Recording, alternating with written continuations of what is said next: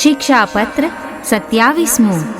નિજાચાર્ય શ્રી મહાપ્રભુજીના બેઉ ચરણ કમલનો આશ્રય સદા કરવો, તેથી શ્રમ વિના સર્વ ફળની સિદ્ધિ થશે. એ ભાવમાં નીચેના દોષો મુખ્ય બાધક છે, માટે શ્રી કૃષ્ણના દાસોએ સાવધાન થઈને રહેવું.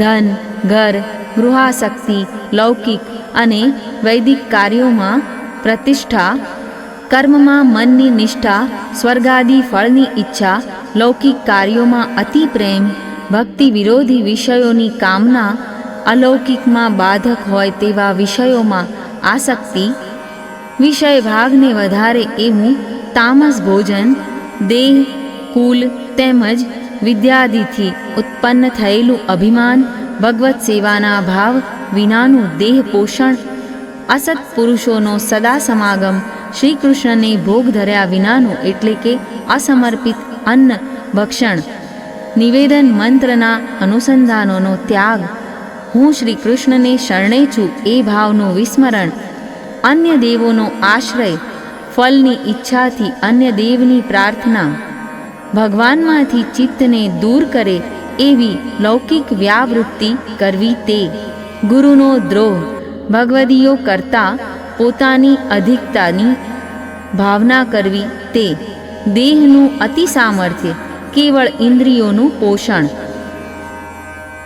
ઘર વગેરેમાં અધિક પ્રીતિ, સ્ત્રી પુત્રાદિકમાં મનની ગતિ, જ્યાં શ્રી કૃષ્ણનો અનુભવ ન કરી શકાય તેવા દેશમાં સતત વાસ, લૌકિક લાભહાની, હર્ષ શોક થવો, હું સ્વતંત્ર છું એવી ભાવના, જીવની સ્વાભાવિક હઠ, અધિકારપણું, પાપમાં પ્રીતિ, દુરાત્માનો પત્રપાત, હૃદયની ક્રૂરતા, દીનજનોની ઉપેક્ષા તેમજ અક્ષમા અને આવા અન્ય દોષો હરિને ભૂલાવનારા છે. માટે પુષ્ટિ ભક્તોએ એક ભક્તિ માર્ગમાં સ્થિતિ કરી રહેવું, આ માર્ગના ફલના અભિલાષી બનવું, લૌકિકથી વિરક્ત અને ભગવાન માર્ગમાં અતિરક્ત રહેવું, અંતરાત્માને શ્રી કૃષ્ણના ગુણગાનમાં આસક્ત રાખવો, શ્રી મહાપ્રભુજીના શરણે રહેવું, એવો શ્રીમાં જ દ્રઢ વિશ્વાસ યુક્તથી અન્ય સર્વનો પરિત્યાગ કરવો અને સદા એવો શ્રીના દર્શન કરવાને ઉત્સુક થઈને રહેવું.